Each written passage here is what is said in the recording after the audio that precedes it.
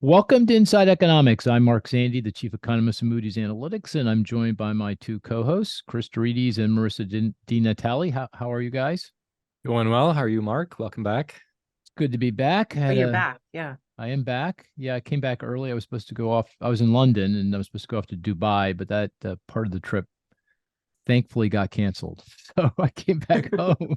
So I'm actually back home. I'm really very excited about that. But you know what I learned while I was in London that I didn't realize was that everyone hates Brexit now. Like everybody hates Brexit. Really? Yeah. And I go, well, what happened? Didn't you just back in 2016, they voted for Brexit. So what happened in the last 7, 8 years? And the answer was the people who voted for Brexit largely have died. So apparently it was an older group of folks and they're gone. And the guy and everyone who's remained says, like, what in the world happened here? So, I was surprised. It's just now, of course, I was in London and I think in the financial district, and most folks there never really like, Brexit, but so maybe it's a little bit biased, but they were saying that, if they look at polls, across the country, everyone is saying they don't like Brexit. So then the next obvious question is, well, can you get back in? The answer is not in 2 generations. Not easily. Not easily. Yeah, I didn't know this. There's the rule is if you want to get back in, you now need to adopt the euro as your currency. So if the British want to come back in, they got to give up the pound, which I don't know. It doesn't, but I found that fascinating, and I think that's interesting. You can see it. I mean, you can feel it. I mean, the one reason why their inflation is more persistent goes back to wages, and that goes back to a very tight labor market, and that goes back to they just aren't getting the immigrants from the rest of Europe to come in and help out. So very tight labor market. So I found that very fascinating. But anyway, good to be back.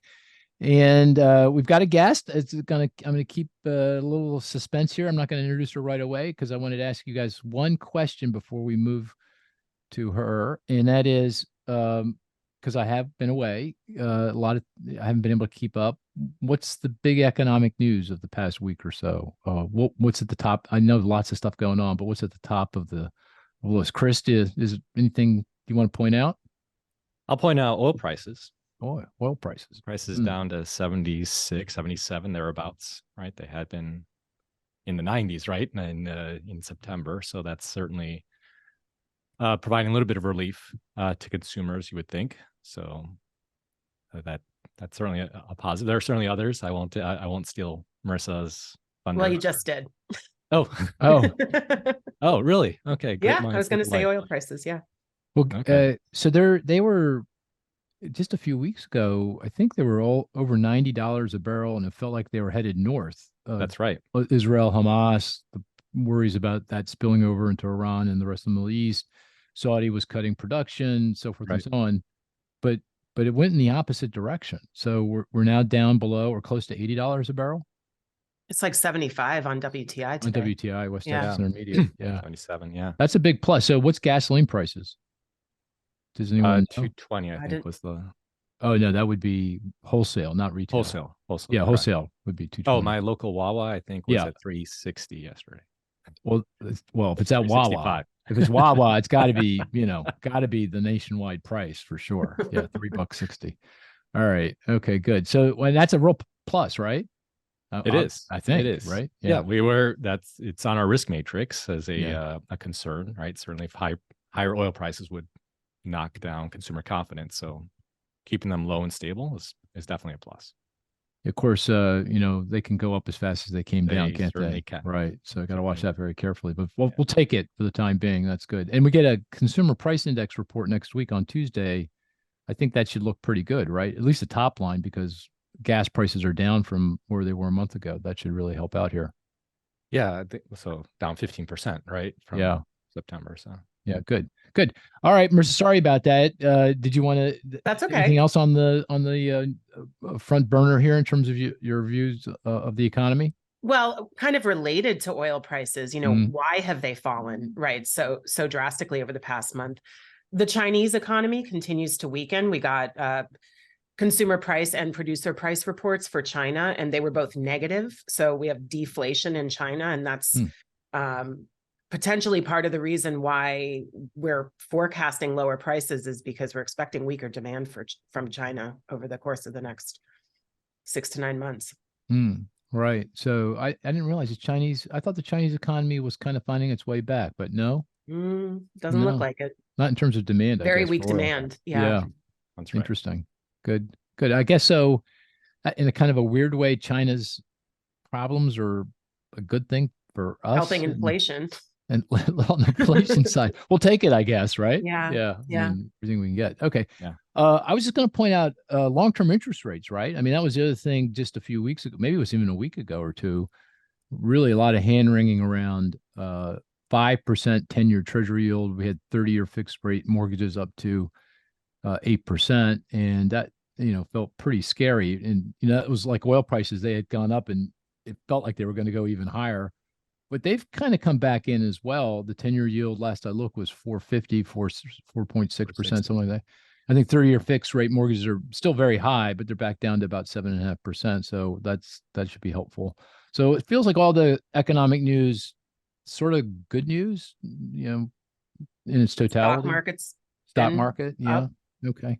All right. Well, this might be a good time to bring in our guest. And I'm really happy to be able to have Teresa Bazemore join us. Hi, Teresa. How are you? Hi, Mark. Good to see you. Yeah, it's very good to see you. And you're hailing from a hotel room in Philly, and I feel a little weird. No, I'm not showing any hospitality. Yeah. When you were flying over from San Francisco, you're from LA. You were in LA. You're flying from LA, I think, and you sent an email, and I felt really bad because I can't invite you to anything because we're remote. We're not. You can come to my home if you out in the suburbs. So I feel a little bad about that. But welcome to It's Philadelphia. really fine. Thank Yeah. you. Yeah. So, as you know, I came in town yesterday because my husband was being inducted into his high school's Hall of Fame, which So was cool. fun last night. So, Yeah. Yeah. Norristown High. He went to Norristown High School. Yeah. Yeah. I went to Upper Marion High School. Oh, okay. Yeah. Okay. I think Norristown just beat our butt, continually. Probably. Yes, right. Especially when he was there. Yeah. You were telling us a story. He had a run back of 103 yards, like a record. 103 yards. Yeah. It's one of the top records in Pennsylvania, apparently. So. Wow, that's pretty cool. And he's when you told me that he was getting inducted in the Hall of Fame, I Googled you to find him, and I saw this WHYY, which is the local NPR station, did this piece called "The Batman of Norristown." You want to explain that? Yeah, so a few years back, we've both been supporters of Habitat for Humanity, right? And I did it separately, but also through the MBA, which had a large focus on habitat. So we worked with the Montgomery County Habitat affiliate and committed to help them with acquiring houses and to giving them the money to fix them up. And so because it was sort of a one where we find a house, do it, and then they find the next house and we do it, they called him the Batman of Norristown because it's sort of like Batman coming in to help whenever the need arose. So very cool. Very cool. Well, congratulations. And, I just realized I just assumed everybody knows who you are, but you're the CEO of the San Francisco Federal Home Loan Bank. And we go back a long way because are you a Philadelphia native? I don't know if I'm not. I'm actually a native of Virginia. Okay. Yeah, but you've lived in Philadelphia, for many years. For a while. Yeah, I actually came to Philadelphia in 2006. So I had been involved in a startup in St. Louis that was with former colleagues from the Prudential, and we built a state-of-the-art mortgage platform. In fact, you could get approved on our platform online back in the early 2000s. So it was kind of before Rocket Mortgage, and it was a private label business for credit unions, in banks, independent mortgage banks. And we sold it in 2005 to MBNA, which promptly sold itself to Bank of America. And I had left Bank of America to do the startup. I had been running legal for mortgage and the community development bank while I was there. And that's when I decided to join Radian. That's when I came to Philadelphia in the fall of 2006. And I think the funny part is I had 2 other offers. And so even with all of the craziness during the crisis, my other 2 offers, and don't take any offense, Chris, is they were from Fannie Mae and Lehman Brothers. So good choice. Goes well. Yeah, good choice. Maybe things would have worked out differently if you. Well, we'll see. We needed you. It was a good opportunity. I learned a lot at Radian, which was terrific. So you said MBNA, that was the credit card company. Correct. So we were they were trying to do mortgages, but they were affiliated with a couple of other firms. They were, and they wanted to build out sort of a private label mortgage platform. That's exactly what we had done. And if you think about their credit card business, they had a huge private label credit card business. So we were supposed to become the mortgage platform, if you will, for them. It's just that right after we were acquired, the deal happened with Bank of America, which was really a credit card deal. And they had looked at our platform before, and they decided that they wanted to actually take our platform and put it throughout Bank of America. And so the private label part of the business went away, and they started working on that. And unfortunately, because of the countrywide deal that happened maybe a year or 2 later, a couple of years later, that all got put on ice because it was just too much to try to integrate countrywide into Bank of America's mortgage business and try to put up a whole new platform across. Oh, bummer. So this baby you built kind of just went into this behemoth organization and just kind of got lost.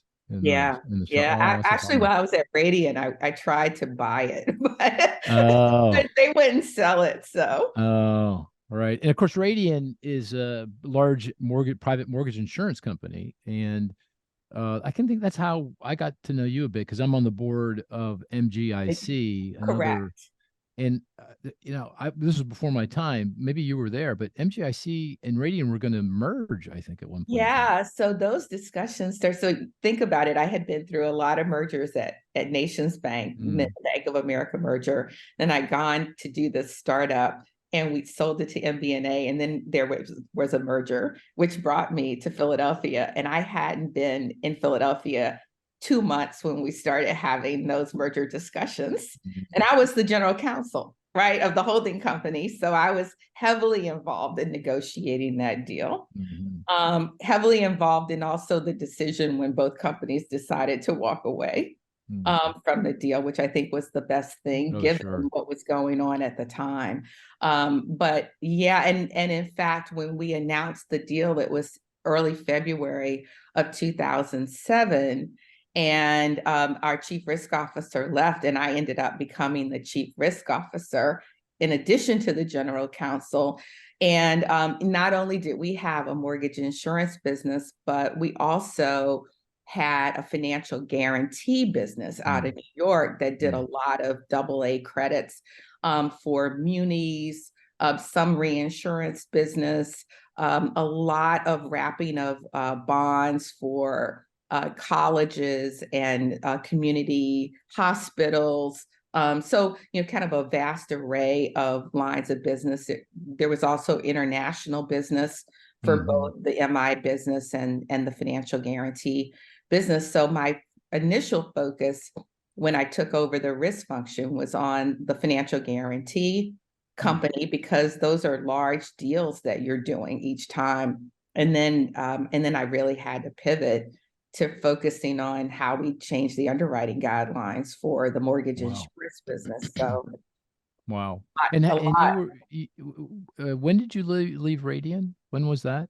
In 2017. 17. So the Radian had gone through the crisis, survived like all the other MIs, and you had it on solid ground. And you said, okay, now now time to get a rest, I suppose. Yeah, and I was really one of the things I'm most proud of from the time at Radian, because I became president of the mortgage insurance business in July of '08, is that we actually navigated our way out of it. And we also had the highest market share, which had never Yeah. happened at Radian before. So, Interesting. which is kind of a real feat, I'm told, to do that. So, Yeah. but it was a fun ride. And then I just decided, when you're someone like me who sort of likes challenges and likes to do new things, and things are now sort of going really well, you get a little antsy. So it was time to move on. Move on. And Yeah. then was next stop then CEO of the San Francisco Federal Home Loan Bank? Not right away. Huh. So I actually started joining corporate boards. And the first board I joined, though, was the Federal Home Loan Bank of Pittsburgh. Ah. And that's how I got sort of really to understand the Federal Home Loan Bank system and how it worked. And then I also joined the board of a mortgage REIT, Chimera, publicly traded out of New York. I have to say, I understand how important liquidity is, in part because of being there at a mortgage REIT in the middle of the pandemic, when the market sort of seized at the very beginning. And then I joined the funds boards of T. Rowe Price.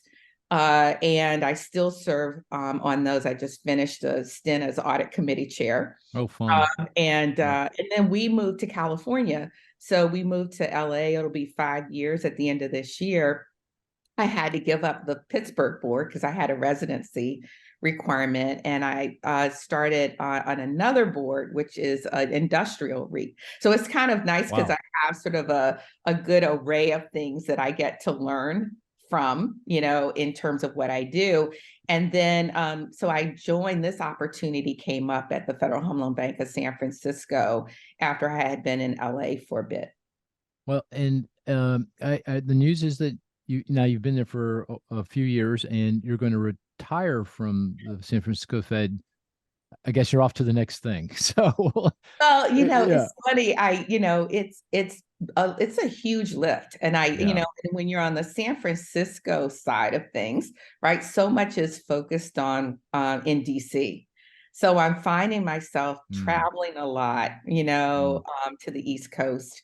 And also a lot of people don't realize that the 11 federal home loan banks, we raise our money through the debt markets through another entity called the Office of Finance. We all, as CEOs, sit on the board of the Office of Finance. So that's like being on another board that meets 6 times a year in DC or New York. And so I think, I just thought it was time. The board offered me another 3-year contract. I was willing to stay another year beyond kind of my current contract. But with the report coming out from the agency, from the FHFA, and we knew there were going to be a lot of recommendations coming out, and I've been very involved in sort of the systems involvement with those discussions.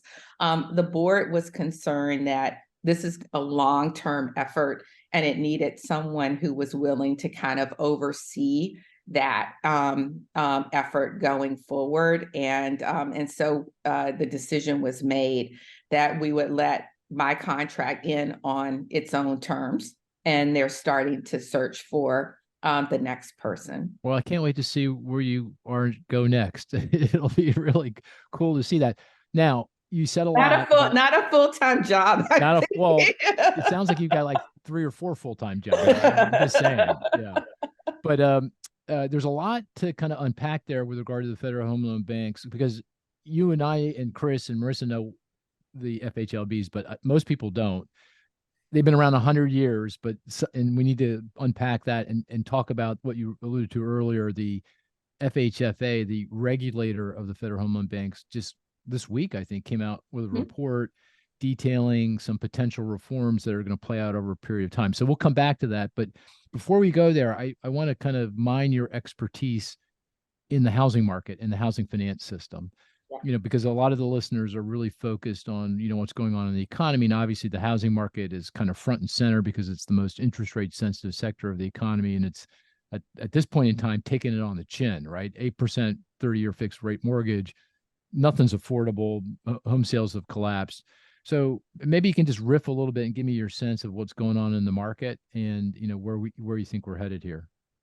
Yeah, well, I'm concerned about the housing market at least in the near term. I don't know if that's the next 2-3 years or what that looks like, for a number of reasons, some of which you've alluded to. But probably the number one issue is the lack of affordable housing stock, right? And I don't think there's an easy solution to that one right now. If you look at it, the number of households in the country is growing. So we're needing even to build more affordable housing stock. And that's at the same time that we already have a deficit of housing stock that needs to be filled. A large percentage of as of homeowners are at interest rates that are at 4% or less, right? You could talk to people all the time who have a 2.5% or 3% mortgage. It seems like everyone, I'm just saying, everyone I talk to has a 2.5% mortgage. Have you noticed that? Yes, but that's true. Almost everyone in the US who's a homeowner has a mortgage that's under 4%, right? So the reality is that it creates a disincentive for people to move on and move up to the next house in the normal course that you would expect. Instead, they stay where they are. They do remodeling. Maybe that's good for Home Depot and Lowe's. But I mean, it is an issue in terms of that move up quality of housing, sort of that part of the housing stock now being available to new home buyers. And so I think that's an issue. Also, older Americans are aging in place, right? So they're also not going and living somewhere else in other communities or maybe with their children. And so all of those factors, I think, will keep home prices elevated. They might moderate, they may not go up in the ways that we've seen over the last few years, but I think those factors are going to sort of keep the market more expensive, if you will, rather than sort of seeing any kind of major price drop. But that's also affecting the banks and credit unions, right? Because they've essentially, they're holding a lot of this mortgage credit, whether they're holding individual loans in their portfolios or they're buying MBS, CMBS, or all of the above. Mortgage securities, mortgage-backed securities. They're holding those in their portfolios, and a lot of that is fixed rate, right? It's at those low percentages, but yet interest rates have gone up substantially, and their customers are looking for higher returns on their deposits. So there's a disconnect there, right? And so they have to be able to finance what's in their books if they don't want to have to sell it at a loss, but also try to pay higher rates. Because otherwise, what we've seen over the last year to really almost 2 years now is we've seen a lot of that money go into money market funds as people realize that they can get higher rates elsewhere. And so that's having an effect in terms of deposit runoff, which really started in 2022. Started to see that deposit runoff. And so it's really concerning from the point of view of now banks, credit unions have to really think about how much, capital do they keep, right? How much liquidity do they keep on their books? And that is, I think we're starting to see a contraction of credit availability because of that. We're seeing it in the single family side, which of course there's no refis anyway right now, right? But I think we're still seeing that issue. We're certainly seeing it with, construction lending, and multifamily, where especially some of the regional size banks who have been very active in that space are concerned about needing to have more liquidity available. And so it's a concern for all of those reasons, in terms of what we're going to see.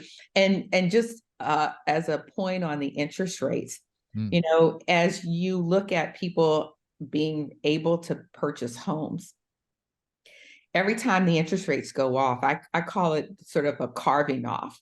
There's a segment of people who can no longer afford to buy, right? You've already got elevated home prices. They could buy, maybe they could afford to buy at 5%, but they couldn't afford to buy at 6%. Or the people who could still afford to buy at 6% can't afford to buy at 6.5%. So each time the rates go up, I think there's a group of people who no longer can afford to buy a home, and that's going to have an effect as well. And how those things all intersect, I think, remains to be seen. Yeah, that's a downer. So you began with the, no, it's I mean, that's the reality of the situation. I mean, you began with the affordable housing shortage, and come back to that in a second. You talked about lock-in, meaning people have mortgages that are they're low. If they want to sell their home, go get another home and get another mortgage, just prohibitively expensive given the jump in rates. And then you talked about the kind of the mismatch on the balance sheet of financial institutions, banks and credit unions, because they own all these mortgage securities at low interest rates, and they're now upside down on that, and it's creating all kinds of funding issues, and which, by the way, is where the Federal Home Loan Bank can come in and help. But nonetheless, so lots of different things going on. I just want to circle back to the affordable housing shortage for a minute. And Chris, I know you recently did some work here in trying to size the amount of that, how significant that shortage is. Yes. So we looked at the vacancy rates across the country, examined the current vacancy rate for both homeowner and rental properties, and compare that to the long run average. Right? And based on that gap, right, vacancy rates today are extremely low compared to history. Based on the gap between where they are today and what the average is, we calculated a need of about 1.2 million homes that would be needed to be added to the market instantaneously, right? This is just accounting for the current market, just to get us back up to kind of that long run level of vacancy. On top of that, as Teresa alluded to, there's ongoing household formation. There are houses that are lost to natural disasters, of course, that also have to be replaced. So that's kind of the minimum stakes, if you will, in terms of what we would need to fill that housing gap. And actually, on top of that, yeah. Oh, sorry, Chris. Go ahead. Go ahead. No, I was just going to say, I think that even understates the case, right? Because it does. Because if you go into the rental market, it feels like to me the high end of the rental market, not the affordable part, the high end, you know, the big towers and big cities across the country, that's where vacancy rates are rising. You know, there's just a lot of supply coming in.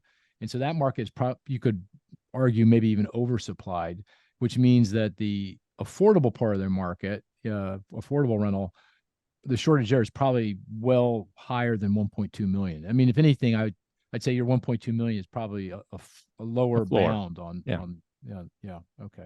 Yeah, you can see that pretty clearly in the house prices too. With the lower priced homes, the more affordable homes, you know, their house price growth continues to be quite strong, right? It's the higher end of the market where we are seeing some house price weakness, or at least moderation, but it's very competitive still because of the affordability reason and the real lack of supply for affordable homes that's propping up those prices. So that makes it even worse, right? Not only do you have a higher interest rate if you're looking for a more affordable home, but you're also competing with lots of other borrowers, and that's even pushing up the prices even more. Teresa, did you want to say something? No, I was going to say, I think your point is well taken, that if you look at some of the large cities, right, where, you know, I mean, we're in San Francisco, and, you know, businesses have started to rebound. You're starting to see more people than you had in the past, but there's a lot of remote work, right? You guys are working remotely. I mean, and as a result, I think your point about maybe some of the vacancy rate being more elevated in the large urban areas is accurate. So, you know, I think that gap is probably maybe a little bit higher. But to your point, Chris, it's a big gap.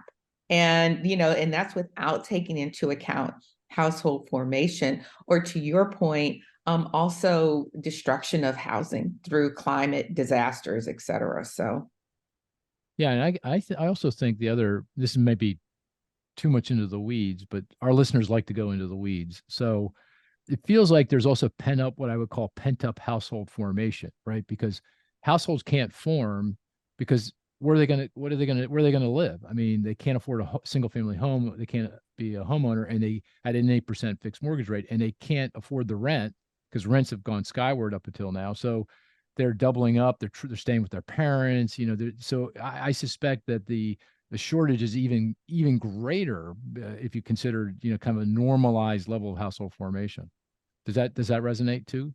Do I have that right? yeah, yeah. And Okay. I think, the way someone described it to me was, we sort of have this natural view, right? That you sort of get into a starter apartment, if you will, and you sort of get a little bit more income, you move up, right? And so there's sort of the rental market, you're moving up in the rental market. And at some point you exit into the ownership market. Most people do or want to. And then you sort of move up there. And the way our housing market is set up, it's set up for that. So when you get almost a clog in the market somewhere, right, and no one can move up. So even the people who are able to move up may not be able to move up in the places where they are, right? Depending on where those vacancies are. And you kind of then have a situation where the new entrants can't come in, and you're right, they're living at home, or they're, 3 or 4 people sharing an apartment, and those kinds of things. I guess if I'm looking for a bright spot, and Chris knows I always look for the bright spot, it's in terms of mortgage credit quality, right? I mean, even though we've got all this stuff going on in the housing market and the economy, delinquency rates, certainly default rates, foreclosures on mortgages remains exceptionally low. It's starting to push up a little bit, just starting to normalize. I think mostly in FHA, those are kind of loans to lower income, less credit worthy borrowers. We're starting to see some credit problems, but generally speaking, I think delinquency rates are still pretty low, and it doesn't feel like we're going to have a credit problem, right? Because there's so much built up equity in these homes. Yeah, and I think Mark, you and I both saw a lot of that, right? Between, being in the MI sector, where what you're selling is protection on credit risk. So but that's right. I mean, even though you're seeing it tick up a little bit, it's been immense. I mean, very low in terms of the mortgage default rate. And I think it's still below what you would sort of even think of as quote unquote normalized, right? Yeah. So I think that a lot of that is some of the regulatory changes that were made, in Dodd-Frank, some of the requirements that have been put in place. I've always felt that created some structural changes. And memories are long when you go through the kind of crisis that we went through. Oh yeah. Right in 08 and forward. No one's looking to sort of embrace anything. And I think it's good. I mean, you don't want to put people in mortgages that are unsustainable. And I think we do have to guard against any movement back into something like that. I mean, my view has been, well, I really want to see more people and better diversity in terms of people of color being able to get into home ownership. I also want to make sure that those loans are sustainable going forward. I think it's the worst when someone takes their life savings, puts it into a home, Absolutely, and then they lose the home. They would have been better off without having bought the home in the first place. So, but I don't think we're even near anything like that. I think that some of the structural changes through the regulatory process in particular, and the statutory process have helped sort of reform how this is all being done. And certainly, Fannie and Freddie are instrumental in that regard. and I guess that's one reason why, in terms of house prices, we probably won't see large, sharp declines in prices, because unless you have a lot of distressed sales at distressed prices, that you generally don't see that. But I suspect we have to see some weakening in price as life happens, right? They got eventually the home they're in doesn't suit their their life. I mean, kids and children and divorce and death and job change, they're going to have to move. And once they start to move, if mortgage rates haven't come all the way back in, even with an economy that's generating jobs, it does feel like for that to happen, we got to see some kind of price weakness. That's my sense of it. Do you have There's got to be a lot of that, I think, a lot of that? before you're going to see that. Because if it's just about, hey, I need a new bedroom, maybe you add on to your existing home, right? Now you've got, more flexibility in terms of adding accessory dwelling units on your property. There's been a lot of focus on that in California as an example.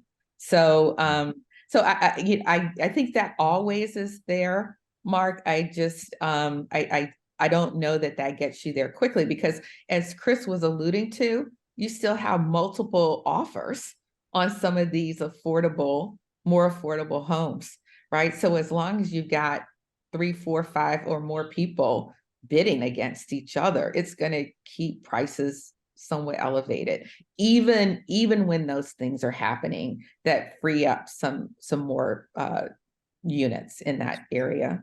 So you're arguing that more likely prices just stay flat and let things catch up. Mortgage rates come in, incomes catch up, as opposed to house prices coming down, because maybe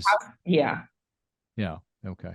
I mean, maybe house prices, as Chris said, on the upper end come down a bit, but right. I think and I wouldn't necessarily say they stay flat. Maybe it's just a much smaller incremental increase. And I think it's going to vary a lot by market.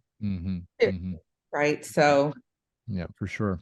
Well, this is a good time to move over and talk about the Federal Home Loan Bank system. So I'm curious. So you go out to dinner with folks, or go to a cocktail party, and someone says, well, what do you do? And you say, I'm the CEO of the San Francisco Federal Home Loan Bank.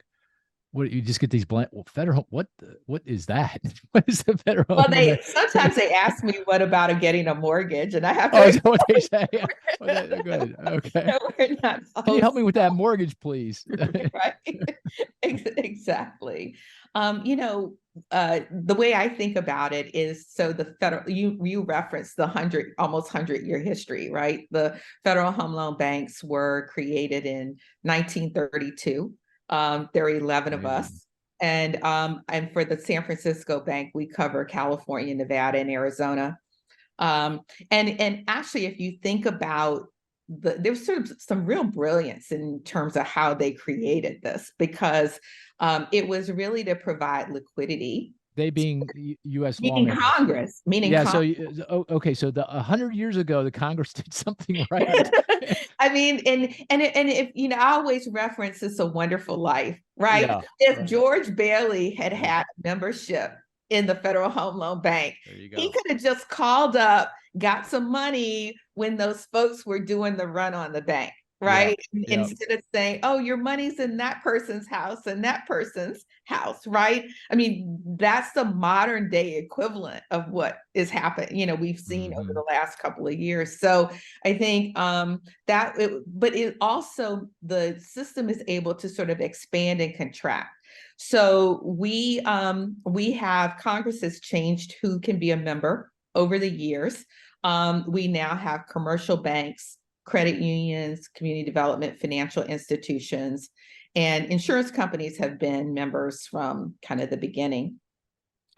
They can all borrow from us, and that the primary business is the advanced business.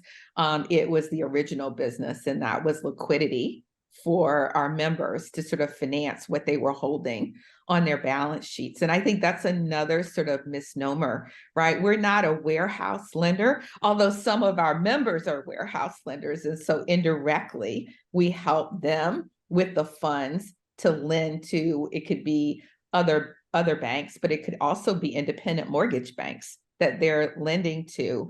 But we're really helping to finance the long-term holding in portfolio of mortgage loans and mortgage-backed securities, right? And so I think of it in that way. Also, generally, about 50% of our members are borrowing at any given time. So there's sort of a consistency, if you will. I'm sorry, what percent did you say? About 50% at any 50%, given time are borrowing. So when you have these stresses in the market, that's when you see kind of everything shoot up, more borrowing borrowing at higher levels, but also more members borrowing. So we saw that earlier this year where institutions borrowed more because they were worried about not having enough liquidity on hand when they saw some, of other banks have runs. And so, but there's almost an accordion effect to the system where we can expand if we need to. We raise our money in the debt markets. And then we can contract again to where the demand is that our members have. Yeah, I really like your use of George Bailey in A Wonderful Life. I mean, that's a great example. So in the depths of the Great Depression, depositors were panicked. They were saying, give me my money. And the bank had to give them savings and loans at the time, had to give the money back. And if they're giving the money back, then, they can't fund other lending, and they have to call in the loans. They have to call in those mortgages to pay off the depositors. And we got into this kind of self-reinforcing negative cycle down. They called the Depression. And the idea was Federal Home Loan Banks established in 1932 in the middle of this, that the savings loans insurance companies could put those mortgage loans that they had on their balance sheet up as collateral to borrow effectively via the Federal Home Loan Bank system, which is backstopped by the federal government, so they could borrow it at good rates and continue to meet depositors' needs, but not call in those loans and not create complete chaos and complete havoc in the housing market. And that's, to this day, that's still the model. And what you're saying is, we don't have Great Depressions, but we have things happen. We have pandemics. We have the financial crisis. We have what happened back in March in the banking system. And the Federal Home Loan Bank is there to provide that role to help George Bailey get the cash that he needs to be able to keep the bank open and allowing the economy to move forward. And so it expands when it needs to, and it contracts when the need's not there.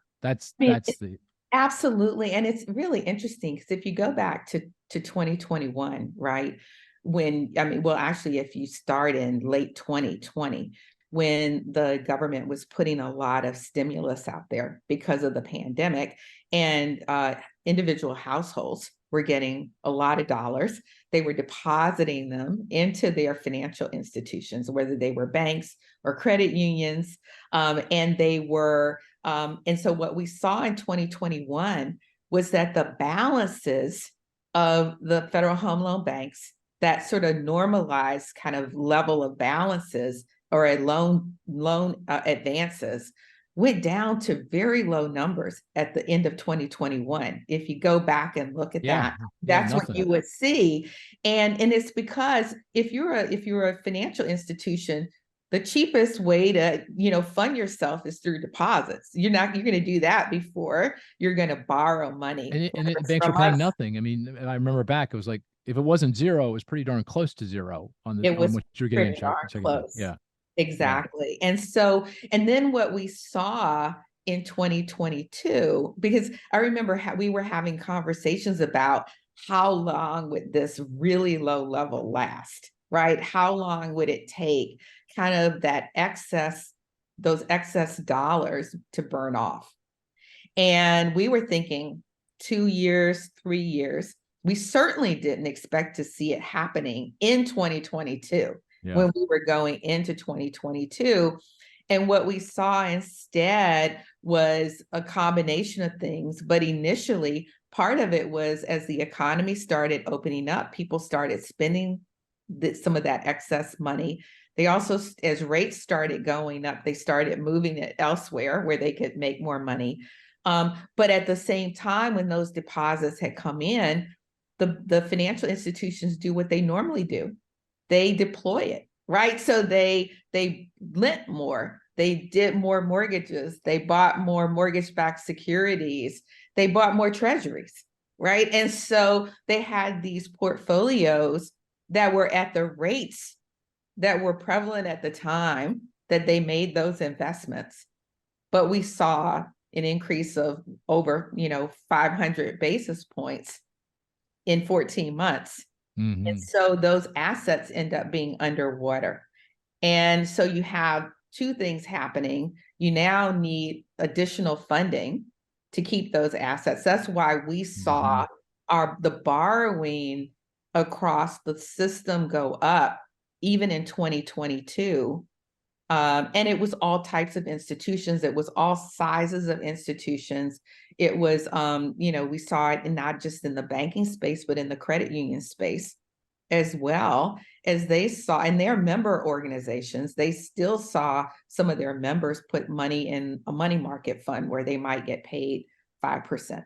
And so that's how this all works. And it's so that's why it's really kind of brilliant how this was set up, and that even with all of the changes that have occurred in terms of changes in who can be members over the years, changes in how the market works, the securitization market certainly didn't exist in the 1930s, right.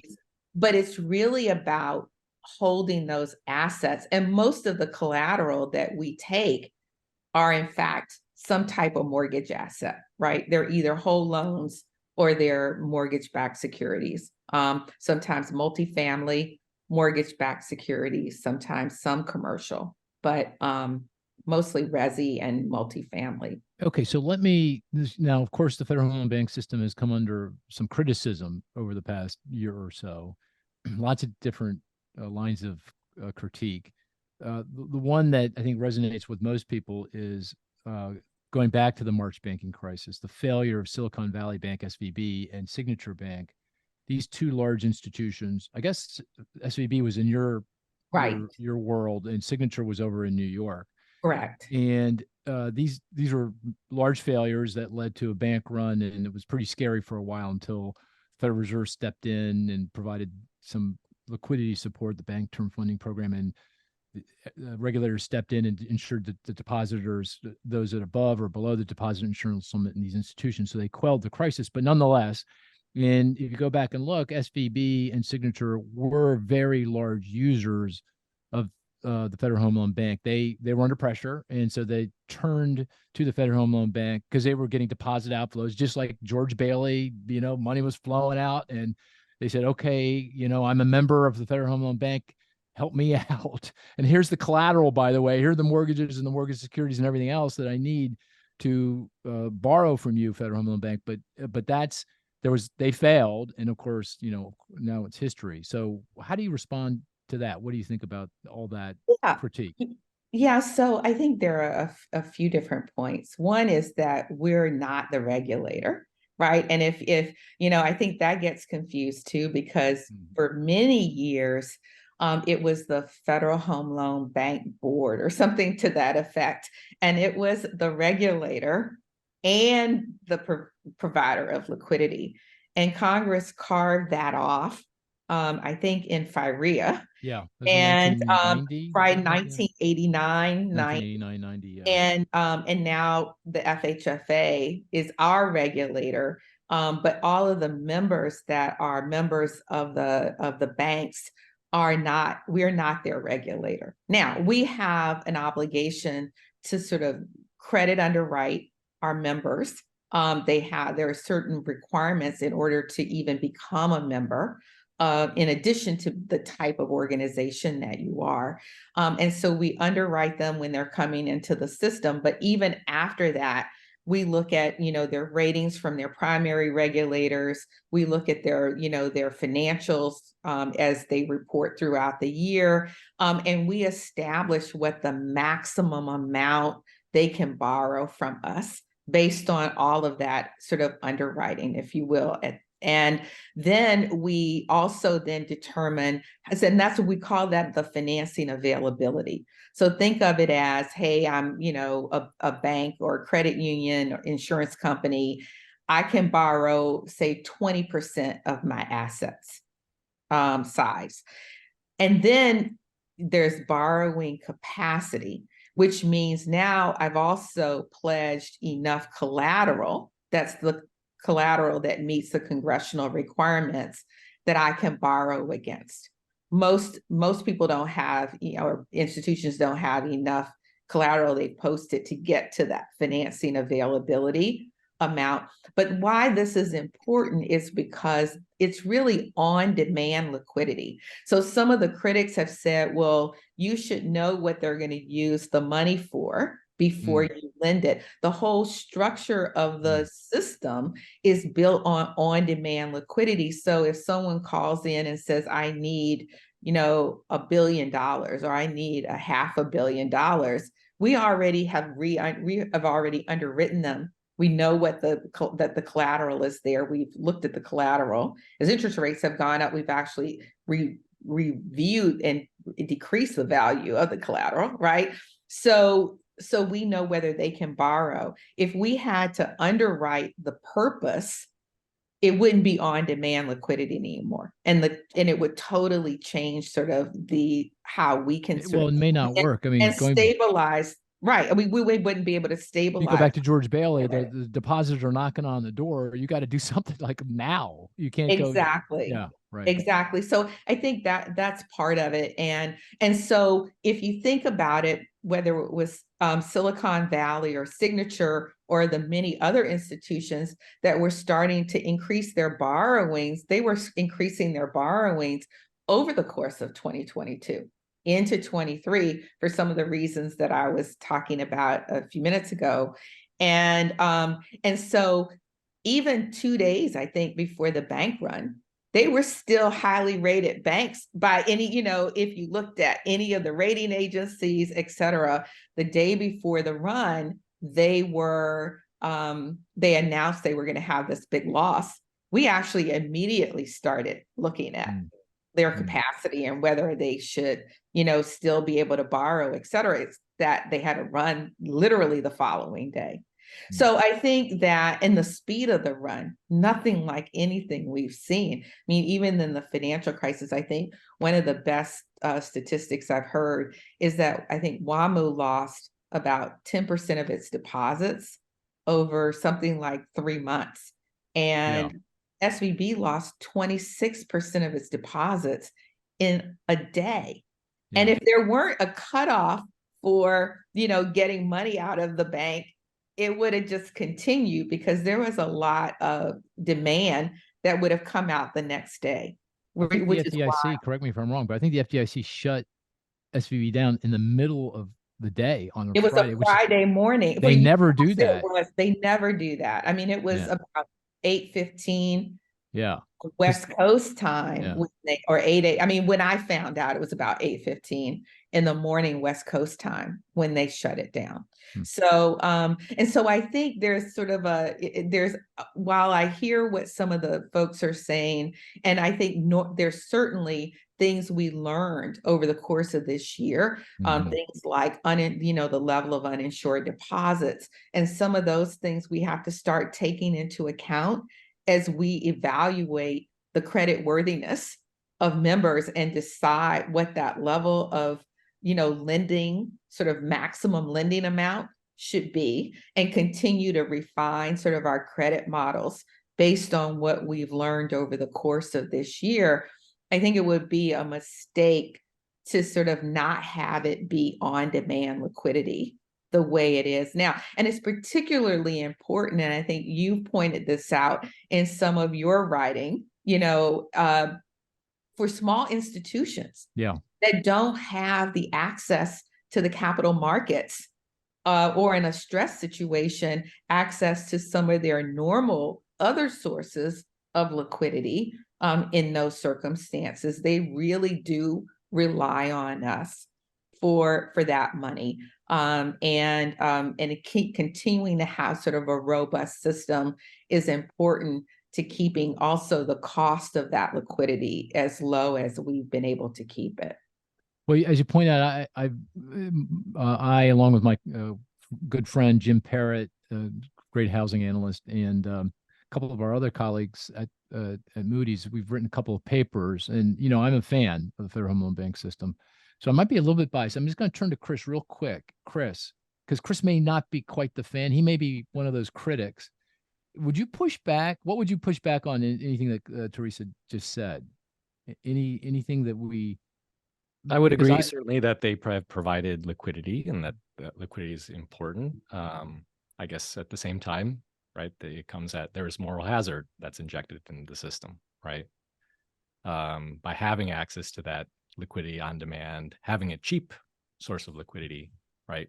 I, as a bank and institution, may not take other steps to guard against, or even, I think one key example is how few institutions actually have a direct line into the discount window, right? There, the Fed's discount window. What's that? The Fed's the Fed's right? discount window. Yeah. The FHLBs are the next to last lender of last resort. The lender of last resort remains the Fed. You have smaller institutions that, really are just geared into the FHLB system.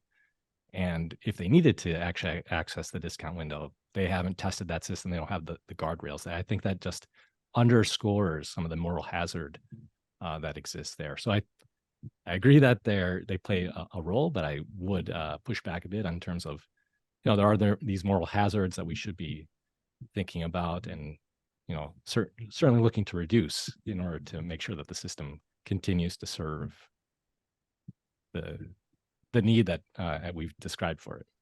And Chris, we wouldn't disagree on that point. I wouldn't necessarily call it moral hazard. I would call it lack of risk management, right? Because if you think about it, it's about having all of the plumbing ready in case you need it, right? So if you really are, and this is one of the points that was really made in the FHFA report, I think what we saw was someone like Silicon Valley Bank, and the run was so dramatic. I'm not so sure it would have mattered, but we were all scrambling to try to help them get set up and get the collateral over to the Fed that evening, right before they were taken over. But I think for some of the other institutions, we spent a lot of time over the course of that weekend making sure there were intercreditor agreements set up, and we've continued to do that. So we now have a significant number of members that have those kinds of agreements in place, and that's the focus going forward. But I think of it more as a risk management tool, right? They should have access and the ability to go to all of those funding sources, because we're really there raising money in the debt markets, right? We don't have sort of a vault of money sitting right to and so if you show up in the way that SVB did at the close of market, asking for billions of dollars, there's just no way. Even if we had been comfortable from a credit point of view, there was just fundamentally no way to do that. They really needed to go to the Fed. And so I think your point is well taken, and that's been one of the areas of focus going forward. I think separately, in the case of SVB, one of the things we learned was that the asset liability management wasn't now, but that's not something that we normally would be as focused on because we're not the regulator, right? So we're really more relying on the regulators to kind of look at those things. It raises the question, how far do we have to go, right? In terms of credit underwriting, what more additional things do we have to look at in terms of how institutions are functioning?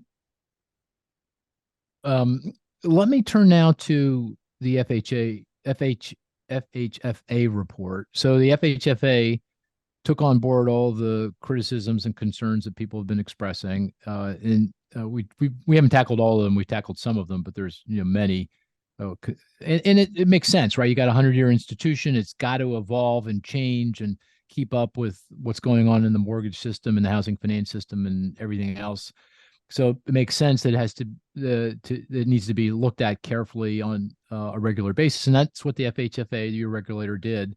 Produce a report, and lots of interesting moving parts there. I'm curious. Well, maybe I should, before I tell you my view, I should ask you your view of the report. But there's a few things in there I want to dig into, but maybe I'll just at this point turn it back to you and just what's your general sense of the report? Well, I think we're still trying to digest all of it and figure out sort of, I mean, and if you think about the report, there are about 49 recommendations, I think, Is it altogether. 49? I wasn't It's counting. about 49. Okay. Yeah. You're counting. And yeah. And I think a lot of them are in sort of the affordable housing kind of segment, which we were expecting. I think certainly for our bank and others, we've been doing a lot more. We've increased what we do voluntarily. So, so that I think there are things that a lot of those things that we think we can work with the FHFA and across the system on sort of furthering those things. And some of those we've already done. I think we have to understand how some of these things connect with each other. So one of the things that I think gets lost, this is not necessarily a comment about the report as much as it's going back to sort of what some of the criticisms have been about that were sort of inputs, if you will, is that there's a direct linkage between how much business we do from a liquidity point of view and what's available to fund affordable housing, right? Because the reality is that and they recommended a 20% that HP, our affordable housing program, be increased. Congress put that in place. I think of it as sort of a quid pro quo for not paying taxes, right? You're at 10. So right we now were at 10% of your net today income towards that was affordable put in housing. place in 1990. Right. And the agency has recommended going to 20%. And you're saying, well, that's kind of the effective corporate tax rate. That makes sense. That's okay. Yeah, and I think that we're currently at about 15%. We're on our own at our bank. Right. And we don't put that additional 5% into the affordable housing program the way it's currently structured. Instead, we've used it we did a middle income down payment assistance program where the down payment assistance, because in our district, we've got a lot of people who they might be able to buy a home, but they don't have the ability to acquire a down payment. And we're capped at 80% in the HP program of area median income. So we wanted to test that out. The money we did $10 million in May. It was all committed by September. So we did 80 to 140 in this first pilot program.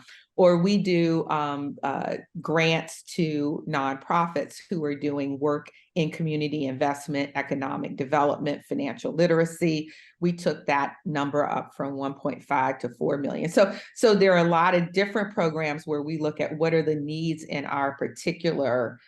We did some around homeownership counseling, but we sort of put all of that together.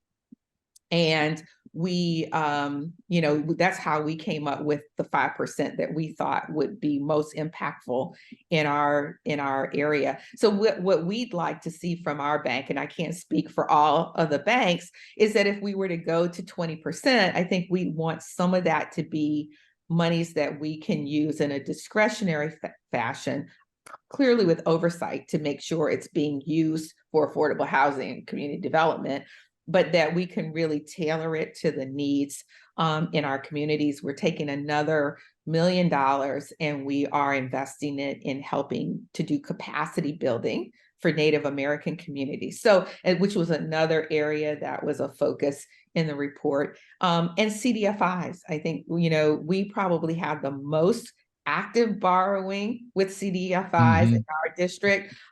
Just for the listener, it's community development financial institution, nonprofit that invests in underserved communities. Some of them are for profit, some of them you're right. not for profit, but more importantly, they're non-depository because there are CDFIs that are depository institutions.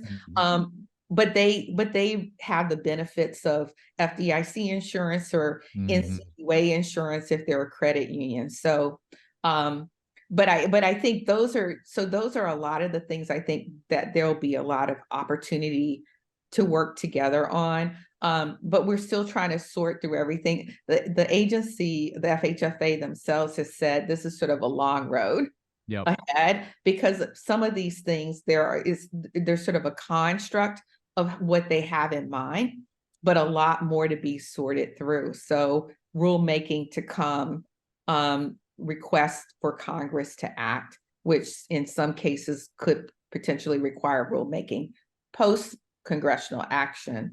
So I think we'll have to see how all of this plays out over time. Yeah, I took a lot of solace in the fact that it sounds like this is going to play out over not next quarter, next year, over a period of time, which makes total sense to me, because I just have this image in my mind of the Federal Home Loan Bank as kind of part of the plumbing of the financial system.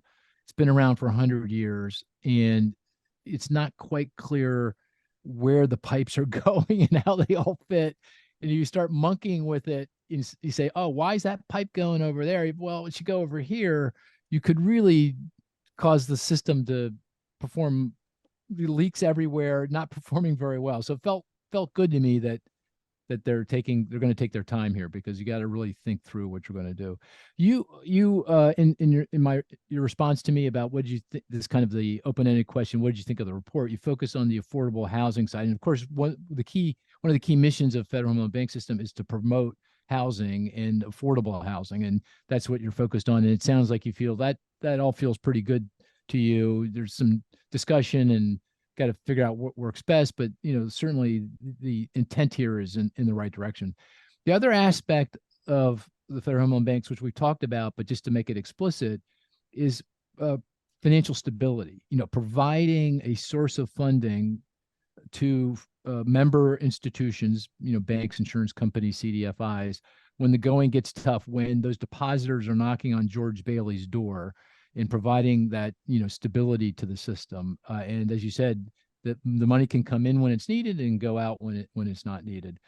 And there, I'm a little bit more. I don't know if I'm words uncomfortable. I'm just a little not sure, because it goes to the conversation in the report around, well, the bank should be relying more heavily on the Federal Reserve Board through their discount window. That's the discount window is the kind of the place where banks go if they get into real trouble and they need cash to kind of manage their way through, and not to the Federal Home Loan Bank System. And I'm confused as to how do you draw that line? Where exactly should the Federal Home Loan Bank be in relation to the Federal Reserve? Do you have any?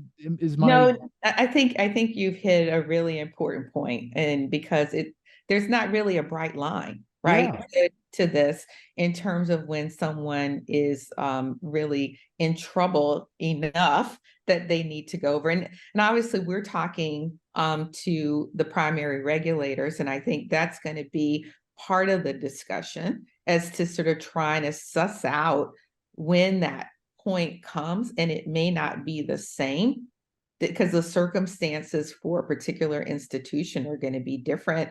And I think largely the thought is that we want the institutions to feel like we're still going to be there the way we've always been there.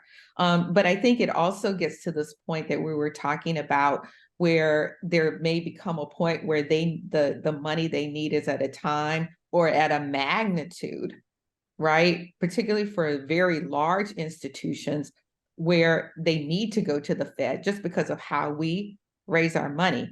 What I think we should have to be cautious about, in part, too, is, and you've talked about kind of the federal bank backing, it's really an implied guarantee, right? So the reality is we go into the market, and kind of the value of that implied guarantee is what we could get in terms of execution in the market if we didn't have it versus having it, right? And then we pass most of that on to our members. And so if as some commentators have said, hey, that should maybe go to the Fed, then you're putting it all on the federal taxpayer, right? I mean, it's not on the federal taxpayer when we have it. It's on the bondholders, so to speak, to the system.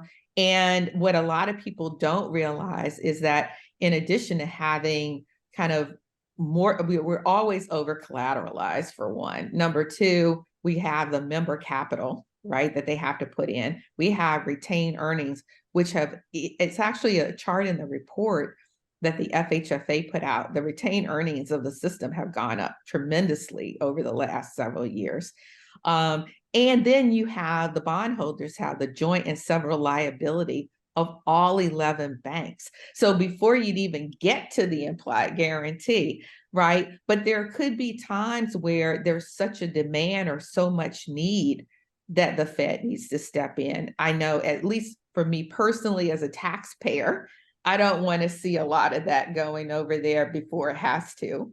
But that's I think, very distinct difference in terms of how you think about this, that we would do what we normally do, but there could be points in time. And I think to Chris's point, it's important for institutions to have the plumbing or setup with the Fed if that were ever to happen. And hopefully it's a rarity. I mean, I think about earlier this year, yes, we had, 3 institutions that were ostensibly closed down, right, by the regulators. But at the same time, we had a lot of institutions that were stabilized because of what we were able to do, and we raised more money than we've ever raised as a system in the debt markets to do that. And so no one really talks about that and how many institutions may have been stabilized. No, Teresa, right? Jim and I and you did. Did you see what that study we did? Yeah, we showed yes, that you did. We showed that the Federal Home Loan Bank reduces the probability of bank failure, particularly among, as you pointed out earlier, small banks, because small banks don't have multiple funding sources. They don't have the deposits. If the depositors are knocking on the door, it's not like they can go to the bond market easily and raise cash, or go to the big guys and say, help, fund me. They go to the Federal Home Loan Bank. So I think there is. So we did do that. And yes, you did. And it was a great paper, by the way. Well, I'm biased. Thank you. Yes, it was. But no, I thought it really hit on that point. And I think that's really important when you're thinking about this whole issue of the mission. And then to the extent that the mission can be as robust as possible in terms of, one of the thoughts here, I think, in the report is about this concept of, is there a way for us to do things on the liquidity side that would encourage members to participate more in doing affordable housing, in funding affordable housing, et cetera. And I think that remains to be seen too. Well, can I just make that explicit? So that I think, if I articulate this correctly, the proposal is, to be a member, you have to show that you have you make mortgage loans and you have mortgage assets, securities, you're helping the mortgage market, but it's not a criteria that's in place all the time. So you just get in and then you're off and running. I mean, you got to post collateral, that's mortgage related to get the advance, but it's not a requirement for membership. The proposal here is that you have to have, I think, was it 10%?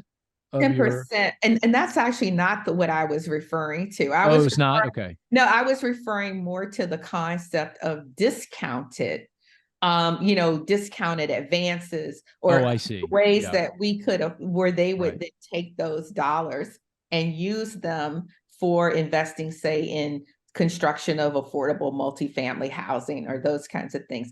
The 10%, I think, is a separate test, because right now there's not an ongoing test for membership. There's been some analysis that probably wouldn't affect a lot of the banks and credit unions, some, but most of the banks and credit unions would hold more than 10%. I think it's the insurance companies that are members where it could have a substantial. I think they're exempt, though. In the report, they didn't exempt the insurance companies. I thought they did. They didn't. Okay. So. No, I think some of the analysts have sort of assumed that they would. Oh, that's what it is. Yeah. Right, but I don't think they're exempt, and I think many of them are not at that percentage. So that would be essentially a group of members, and I think we don't have as many insurance members in our bank because there are just not as many insurance companies that are headquartered in our district, but I know that they are a stabilizing effect for the system as a whole because they tend to be relatively steady. And also you kind of have to look at, you know, the insurance companies because they're investing in, say, RMBS, et cetera. You got a large insurance company, 4%, 5% could be a whole lot of investment, right? So I mean, I think all of that has to be thought through going forward because it could have a substantial effect on certain segments. And I don't know whether the CDFIs would be exempt. So at one point we're talking about how can we do more for CDFIs. Some of the CDFIs are small business lenders. They're not, right? And we've been looking at whether or not there are ways for us to do more for them. But they're not necessarily invested heavily in the mortgage business, but they are supporting communities in economic development, right? So there's, if you think about this in a slightly broader way, you know, we talk about doing things that make for more vibrant communities. Much of that's housing, but some of it's also supporting other aspects of economic development. Sure. Well, we're running out of time. I did just quickly want to go back to the Fed. You know, where is that line between what the Federal Home Loan Bank does and the Federal Reserve? And the Federal Reserve at this point is when we say that, we're talking about that again, that discount window. But that feels so inadequate to me unless the reforms to the discount window, because the discount window, banks don't want to go there because as soon as they do, they're in deep trouble, right? Everyone knows they're in deep trouble, and it's just going to become self-reinforcing. More people are going to knock on the door and say, give me my deposits. I'm out of here because you're at the discount window. The other thing is, correct me if I'm wrong, it's short-term money, right? I mean, I think primary credit's like 3 months. It's 90 days. 90 days. That's a huge, you know, issue, I think, because one of the things you can borrow from us for much longer periods, right? And I think we've seen an expansion of the terms of our advances. So, you know, 1 year, 2 year, 5 year. I mean, so, and even some of the folks who are investing in multifamily want to go longer than that because they want more of a match between the advance and the, you know, the funding they're doing for some of the multifamily development that they're funding. So, so you have the ability to have different terms for a length of term for your advance and ladder them and, you know, really kind of structure how your asset liability management is working. And the Fed is really a 90-day, which is really why I think it's perceived to be more of a sort of short-term backstop in a, you know, a troubled situation. So we really do function differently. And that's a huge difference that you pointed out. Yeah. Well, I've completely monopolized you. I haven't let Marissa say one word. I gave Chris like 3 minutes, but maybe before that's because you know, this is very complicated. I'm sure listeners are like, what's exactly going on? They can't quite get it entirely. So we'll come back and revisit, but I think this is really, really important because it goes to something even more broad, and that is what's happening in the financial system more broadly, not only the banking system, but in the non-bank part of the system. And there's lots of vulnerabilities that I think are building up, and we need to, I think, really think through, you know, what the kinds of changes we need to put in place to make the system, you know, more stable going forward. But I'm going to get off the soapbox. Marissa, Chris, anything else you wanted to ask Teresa about or push on before we call it quits? I know this is really unfair for me to do, but I'm gonna do it anyway. So maybe I'll turn to you, Marissa, first, and ask if there's anything you wanted to push back on or ask for greater clarity. No, this was great. I learned a lot. Can I go back to just some fundamental questions about the housing market and the outlook, kind of bringing it back to what we were talking about at the top of the podcast, talking about the unaffordability, the lack of supply. And Chris, you could jump in here too, because it goes to your study on the vacancy rates. So we know we have 1 million units of multifamily housing in the pipeline that's ready to be built or permitted. How does that No, to go factor? to How do you think completion. that factors into the supply issues? And do we know what kind of housing that is? Is it sort of this top end of the market sort of housing? And how does that factor into the supply in the housing market? So what we've seen, and we fund a lot of housing projects that are really for people who are 80% or below of the area median income. I think a lot of what's in the pipeline, and I don't know the specifics about how that all breaks out, has tended to be in the more middle to upper end of the spectrum. And part of the reason is because the cost of building is so expensive. And in fact, we just did some housing summits. We put out a report recently called Closing the Equity Gap. But part of it is just to put a shovel in the ground is incredibly expensive. So it's the land acquisition, it's the permitting. One of the discussions is around, can we get some of the municipalities to sort of decrease the cost? Yeah. Right. And if you look at, so we're typically kind of the last money in, right? So if you look at some of the projects, and they can be for people under 80%, some of them are to fund projects for people who are homeless veterans, et cetera. But there are often many different funding sources. So it's also much more difficult to fund these projects. In fact, there was a lot of concern that Senator Cortez Masto had, because not as many projects were being funded in Nevada. And we actually funded the Nevada Housing Coalition so that they could help educate developers on how to access all the funds that they needed from these multiple sources to try to increase the amount of affordable housing development in Nevada, because often there's 8-10 sources of funding. It takes years sometimes to amass all of these funding sources.